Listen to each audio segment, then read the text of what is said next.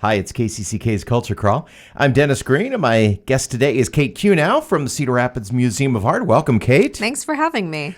Great to have you here. The museum is the perfect place to go. It's cool in the summer and it's warm in the winter. We are the best of all possible worlds. And I always think, I think especially at this time of year, because I just think the atrium especially is just, it's so open and airy. You've got a lot of green plants. It's our winter garden. Yeah, it is. It's, it's a place to see something green. Yeah, the birds of paradise are blooming. The palm trees are there. It's wonderful in the winter. So come for the greenery, if not the art. Exactly, if nothing else. But you should come for the art. Obviously.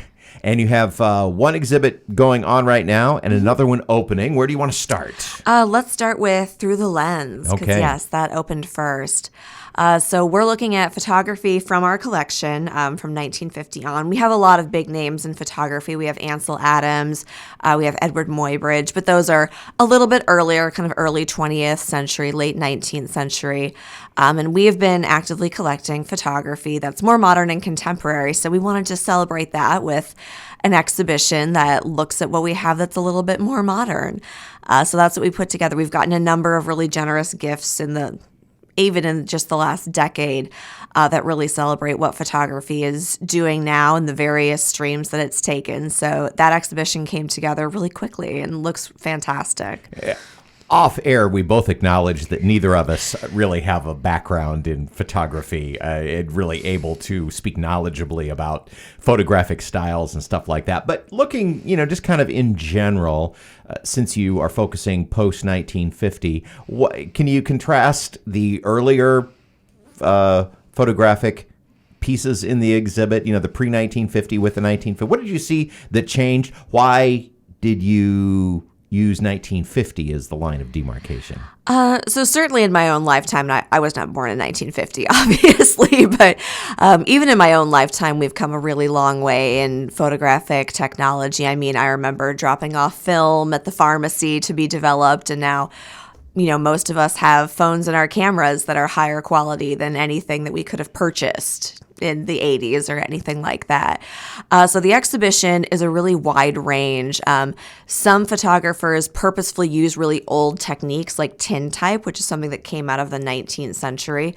Other photographers really embrace digital photography and what you can do with that and the changes that you can make and the conflations that you can do.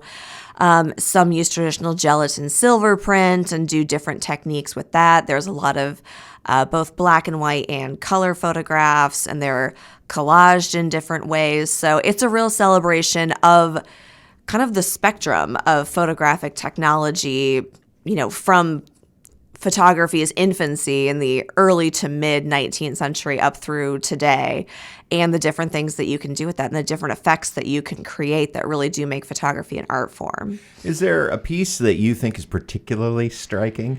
Oh, goodness. This is always so hard.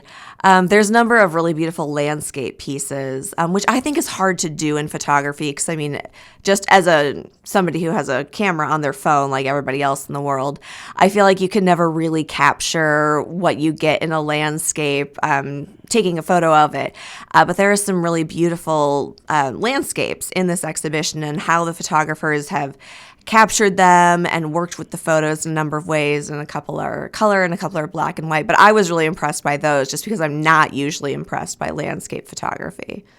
The other exhibit that opens yet this week is also, I would say, realism. I know realism is a word, is an art word, but the two exhibits are both realistic because they are both portraying actual things. Absolutely. We like to dovetail things like that. If I can blend some themes between the two exhibitions, I always like to do that. But yeah, it looks at architecture as inspiring 2D art, primarily paintings and prints in this particular exhibition called Built This Way.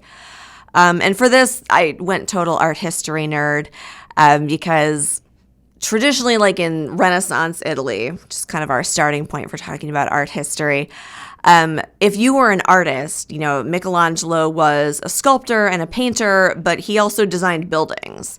Gian Lorenzo Bernini designed the loggia of St. Peter's that still exists today, even though he was also a sculptor.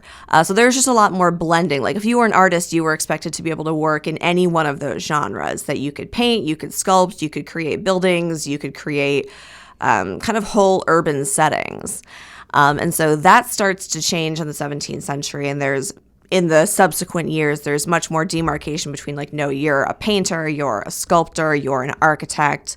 And they were made to be separate things, but that wasn't always the way they were. And architecture began to be viewed, less as art and more as, engineering, science. Yes. Yeah. It kind of started to leave the boundaries of art and become, as you say, a bit more of a STEM discipline.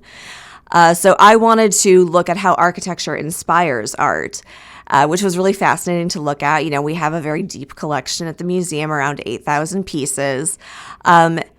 And there is a ton of stuff about people painting buildings and little architectural details and niches. And so it was really fascinating to be able to look through what we have in our paintings and prints collection, which is certainly the bulk of our 8,000 pieces, and look at where architecture was the direct inspiration. And that exhibit opens this week, and you and Sean are going to give a little introductory talk at the opening on Thursday. Yeah, we have an opening on Thursday from 5 to 6:30, celebrating both exhibitions. And as you say, Sean and I will be there with some refreshments and little nibbles to eat, and we'll just give a brief overview of what's opening at the CRMA this spring and how people can best view and appreciate it. So, again, with the architecture exhibit, so in this case, instead of actual representations, photographs generally of architecture, it's how it's inspired art. And as usual, I'm sure it's a blend of local regional pieces and, and also, artists out of the out of the region in the collection. But talk for a minute about the local and regional influenced pieces that are a part of this. Oh, absolutely. Of course, Marvin Cohn, local artist. A couple of his pieces are in there, specifically looking at his barns that he was so famous for painting. So I have a couple of wonderful examples of those. Also in his travels to Europe, he did some wonderful, more intimate architectural details when he was focusing on European architecture. Mildred Pelzer, who did the murals for the Jefferson Hotel in Iowa City, I brought up one of her large pieces about building the Capitol, Old Cap as it was, which is a really spectacular, very large-scale piece. Bertha Jacques, who was an etcher who lived in Cedar Rapids for a number of years. She does a ton of architectural stuff. So yeah, there's a very big section of the exhibition that celebrates local artists and what they were inspired by. Is there anything that you learned about some of these buildings looking at them represented in art? Oh my gosh. I would say Mildred Pelzer's are probably my favorite just because it's all Iowa history, and she's working quite locally. So it was interesting. For this, we kind of dug up the original pamphlet that was published by the Jefferson Hotel, and they kept in their lobby that was just describing how people should read her murals. So it was really fun to see the words that were put with them originally, in the 1920s and 30s.